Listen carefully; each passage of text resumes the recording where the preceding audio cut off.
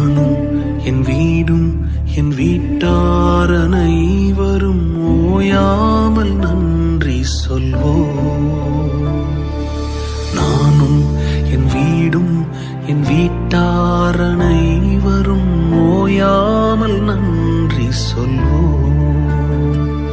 ஒரு கரு போல காத்தீரே நன்றி, என்னை சிதையாமல் சுமந்தீரே நன்றி. ஒரு கரு